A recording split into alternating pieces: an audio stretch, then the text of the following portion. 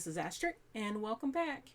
I wanted to spend a little bit of time today and kind of walk you through how I'm using my MPC software. This is a follow up for some of the earlier videos. I get a lot of questions all the time about how I'm using the software. There were just way too many technical issues for it to be useful in my workflow. And it's all about workflow for me personally. So anything that hampers that or adds a big technical issue to it, I get rid of it. I try to work out of it as soon as possible because it just adds frustration to my process. Um, and this software and that MPC Touch together was a complete workflow killer for me. Um, the thing that I was really trying to make work was actually getting the transport to work in conjunction with Ableton. And that was just not happening because I was trying to use the MPC software as my sequencer for all of my melodies and drum patterns. And because I'm using a DAW, more time conscious to be able to use my DAW for all of that. And you can use your DAW for it as well.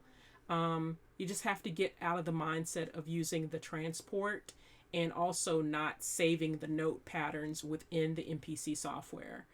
So everything will be tied directly to your DAW, which you kind of would like that anyway, but because if you need to do a recall, it's a lot easier. And if something happens to that software, you always have the patterns linked to your DAW, and then you could just reinstall or, just kind of move forward and not worry about it. So let me just kind of show you the two ways. If you're an Ableton user, you can create a drum rack with it. I'll leave a link in the video for how to create a drum rack with it. I'm not going to walk you through that process. This is a little bit time consuming, but once you create it and create that template for yourself, it removes all of the issues with using it with like a controller. And you don't have to necessarily use it with a push too. You could use it with any kind of pad controller.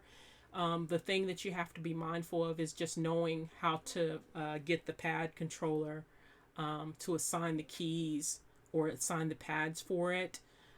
So if you're using Ableton, you're creating a drum rack and you have a controller that's not a push. It just needs to have the capabilities of being able to have the pads line up with the drum rack. The drum rack allows you to be able to assign multiple sets of pads. So just like within the MPC software, you have the banks, so if you have multiple pattern banks and lots of different sounds assigned to those banks, as long as your controller has the ability to switch between the banks, you should be fine. And that would work great with the drum rack. So again, I'll leave a link in the show notes to point you to how to create the rack. So the way that I was able to map these is using the mapping software, or I'm using the mapping tool, and it's under the edit and under program, and it's note mapping. So this tells you exactly every note inside of the MPC software, how it's mapped or where it's mapped to, what key assignment is mapped to. So all you have to do is, if you're again creating a drum rack within Ableton, you just need to assign based upon the note mapping in here a chain, and have that chain assigned to the note map for each sound. And once you have that, that's it. You just save everything, and you'll have a template. So let's talk about the transport issue that I was having. So originally, what I was trying to do, and it was, now that I think back on it, hindsight, it was such a stupid idea. Trying to get the transport in here to sync up with Ableton and try to do all of the sequencing of all of my stuff inside of the MPC software. so much a waste of time. That is completely, when I think about it now, it's like, wow, why was I really trying to do that? Um, and I know why, because again, I have been uh, so mindset on getting the MPC to do everything for me, trying to make sure that, you know, my external controller, being able to program it and have all of the sounds trigger from it and save it within the MPC software. So I was trying to make the MPC software be my DAW, and it is just not a good piece of software for that. Um, First of all, getting getting everything to line up in it is kind of complicated. The software itself, the way that it's the layout of it is designed, is very clunky, um, kind of cluttery. So when you're using it, first having to understand how everything is set up in it is an issue. Um, and once you get past that and really trying to use it, how are you going to put vocal tracks in there, and get everything synced up and lined up? It's just not realistic. A realistic piece of software to use for production. Um, Now, mind you, some people have gotten past all these issues, and the way that they've gotten past them is just living with all the flaws. And I just personally, again, for me, stuff that's super technical and I have to remember to do a lot of different things just to get things to work does not work for me. When it comes to creative tasks, when I'm in my creative mode, the less technical it is, the easier it is for me. So I totally abandoned this whole methodology along with Reason, because originally the DAW that I was using with this together with it was Reason, and that is just not a good combination. Um, and I abandoned Reason too, simply for some of the issues with the sequencer, um, a lot of other things that needed to be changed. That now that I'm thinking about it, hindsight, I don't even remember all the problems I was having with it. But after I get to a point, to where I get tired of trying to haggle with the software to get it to do what I need it to do, I will abandon it and start looking for other ways to do what I'm needing it to do. Since I made the jump to Ableton, I've been far more productive than I ever was with Reason. And also, since I abandoned trying to force myself into the MPC, my drum patterning and the things that I do with drums has been a lot easier and a lot more fluid for me as well. So I don't depend on the MPC for drums anymore. If I want to have something that specifically, I use it for the sounds. And again, if I need sounds, I still go into and pull in the sound banks, because what I have found is that the sound banks for the MPC software, they're very good. They're the curation of their kits, the sound quality, they're top notch. I've not heard a specific piece of hardware or software that's been merged this way to have this quality of sounds. I wasn't trying to do that. So I have the auto preview turned on. I'll turn that off. Okay.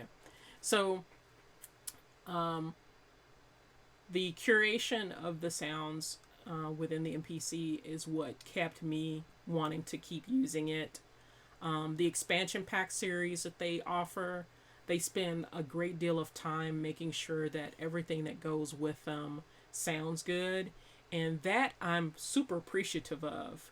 Now, of course, we have resources nowadays to like Loop Masters, Splice, tons of other internet-based companies that provide sound packs and stuff like this that are, I wouldn't say they're that on par with it, but I've always found that the sounds within the MPC themselves are just very quality, from a quality standard, very good.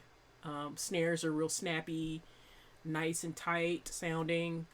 Basses are really punchy. I don't have to EQ as much or not at all because they're already EQ'd in a good way.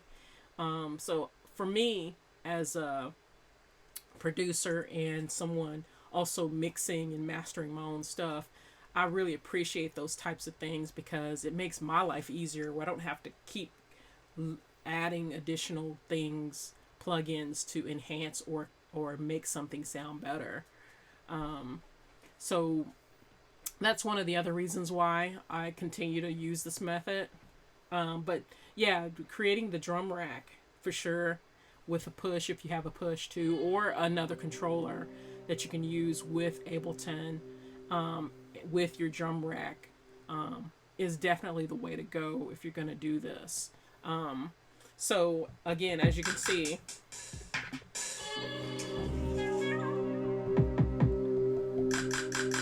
so I have instant access to this particular pack. So if let me just show you, I'm just going to show you kind of how I use it.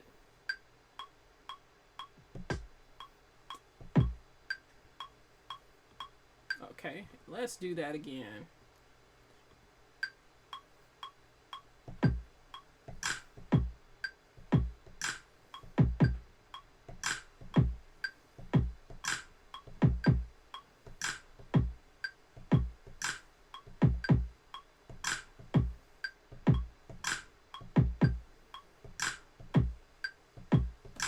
Okay, so now that I have something to work with, get this out of the way.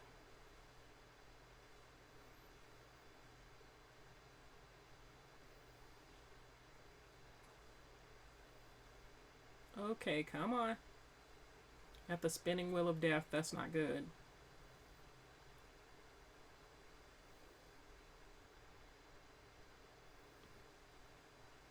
Okay, so I'm going to cut that back.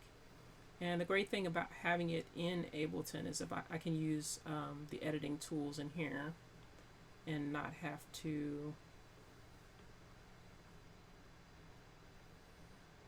mess around with that sequencers tools. I always found that the editing tools within that sequencer was just, it was awful. So getting away from it was definitely a win. So I've been spending a lot more time learning keyboard shortcuts within Ableton, which is making my life easier as well. I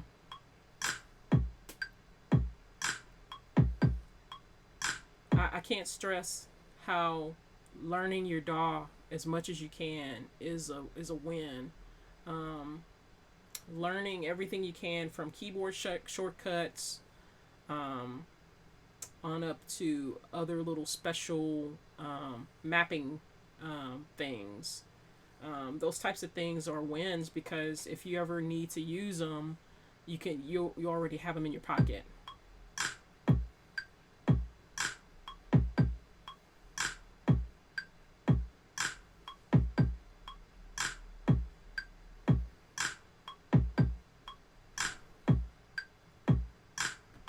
Okay, so now that I have that in there, so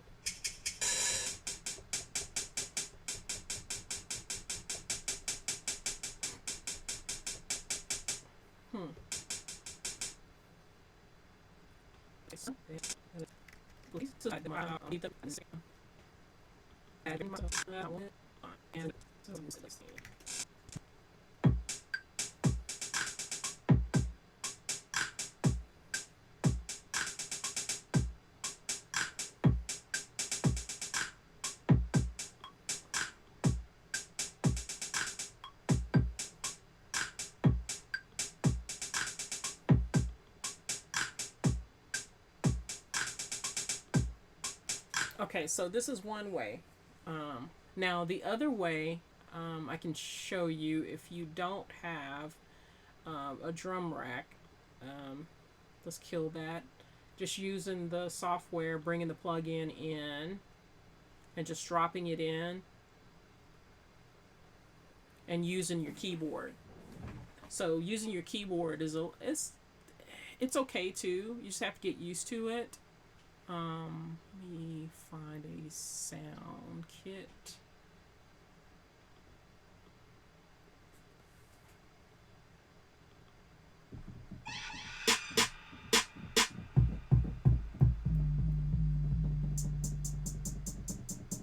Oh, that's a bit better hi-hat right there too. That other hi-hat was really nasty sounding. Okay, so let me make this latency free. Okay, there we go. Nice snappy snare. Nice solid kick.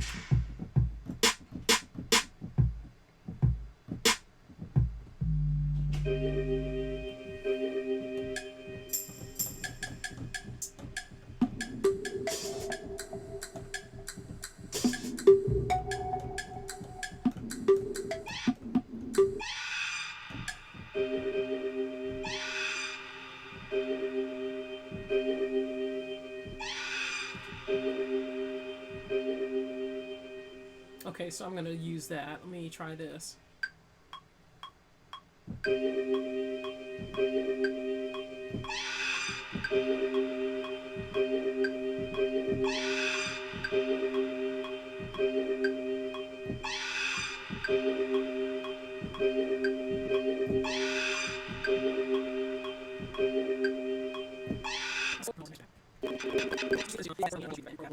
Works. And this is what I've been doing. So I find it easier to like use the DAWs sequencer for drum patterning.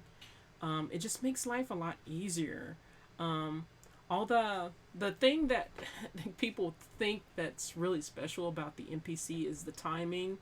Um, you can do that in your DAW. Like for instance, Ableton has groove templates that you can use that actually have that old MPC swing that that it's known for. Um, Let me see if I can find some of those groove templates, and let me put a hi-hat pattern in here first, and we'll put a groove template in there.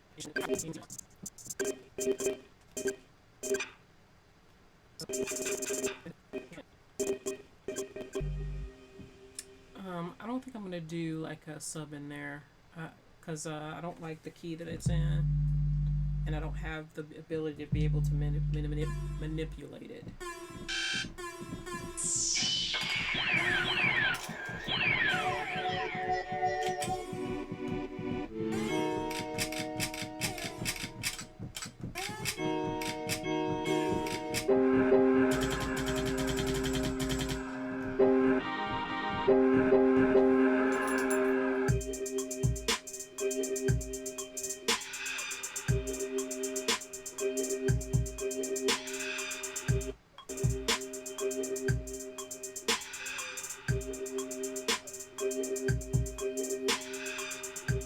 Okay, so let's go ahead and find a groove pattern to go with that. Let's see, that would be let's try a 55. So it even shows you what that pattern sounds like within Ableton, so you can kind of see what it's going to do to your pattern before you apply it.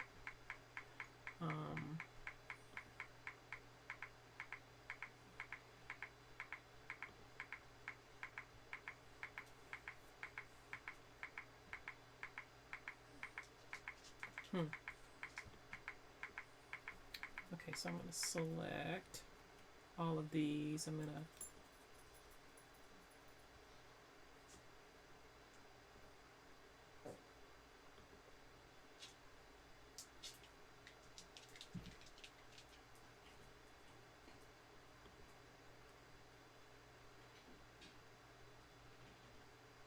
okay.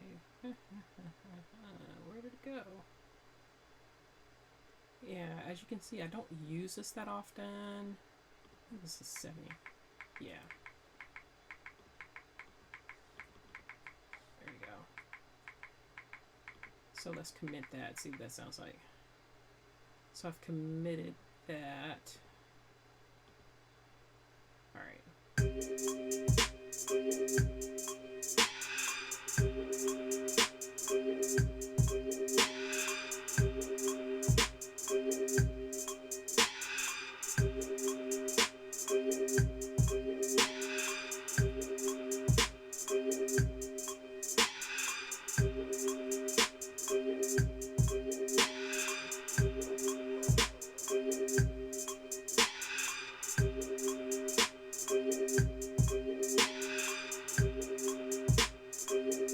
Not bad.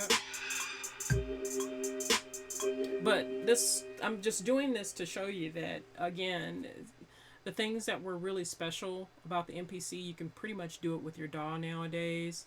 Um, this swing pattern, which is a groove pool pattern, um, that's kind of what the MPC was really known for.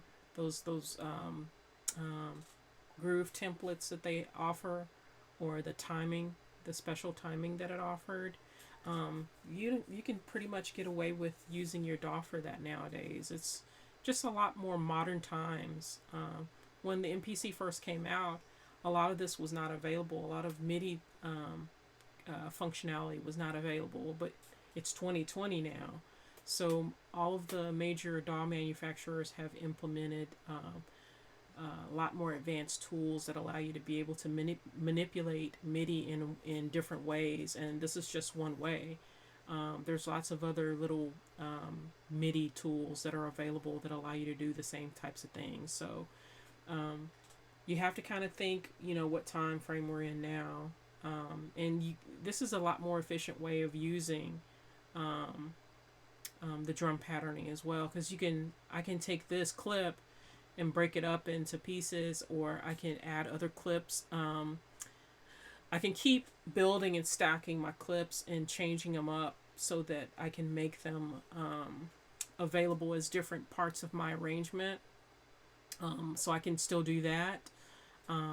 It's just, if I was doing this in the MPC, what I would end up doing is building a song arrangement, and it would take a while because of the workflow that the software has. Whereas with this, all I got to do is flip over to arrangement view, and then just start dragging and dropping in the parts that I've created with my song pattern. So again, it's about time and use of time, especially if you're working with someone or you're collaborating with somebody, and you're doing this kind of stuff. And it just makes your life a lot easier and faster from a workflow perspective. That's just my opinion.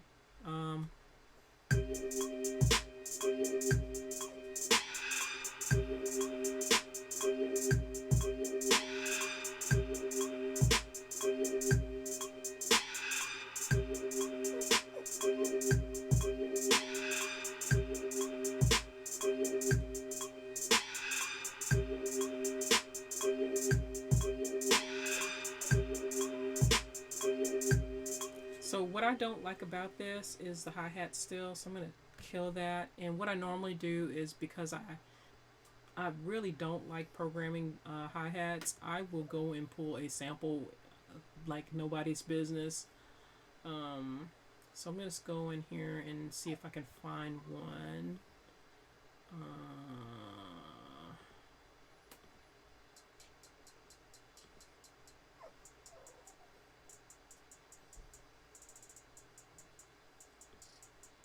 Okay, let's see if that works.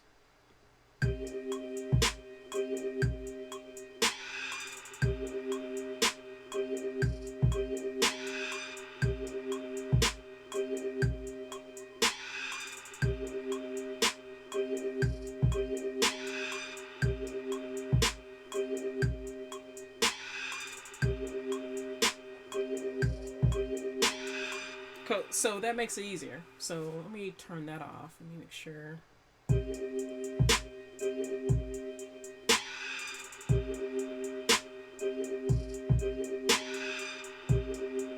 Okay, that'll work. Although this is recorded really at a low volume. It's kind of weird. So this is from one of those free packs that Cymax has been releasing. They've been releasing a lot of free stuff lately, and like like the sound quality on stuff. This is what I'm talking about. Even Cymatics has issues with quality sometimes, like the volume on these. Even though this is a free pack, I expect it to be at a decent volume, and it's not. Okay, so let's pull that one in.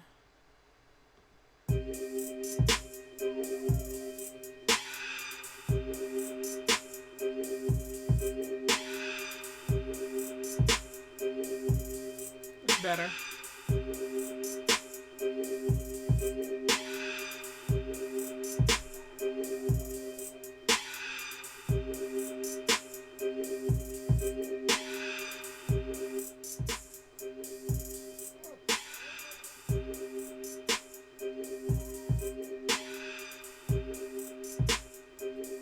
Okay, so again, I just wanted to kind of show you guys that there's lots of easier ways to work with the MPC if you have one, especially folks who are using the MPC's Touch, because I know that there was a lot of issues with the video driver for it, and I continue to see people having the same types of issues with the video driver for it. And I don't understand what's happening. I know when the last time that I did an update and I was actually using the Touch, it was right before the last Mac OS update, and there was a big stink with the video driver. And that was the other reason why I wanted to stop using it, because the drivers for it were starting to get a little sketchy. Which kind of tells me that the product end of life is coming to an end, because the manufacturer no longer pays attention to the quality control for the drivers anymore. Those types of things kind of give you warning signs about the continuation of you being able to use the product. So again, it's just, if you get to the point where you're tired of futzing around with the video driver and it's not working, you can still use the MPC software and with your DAW and still have access to the sounds.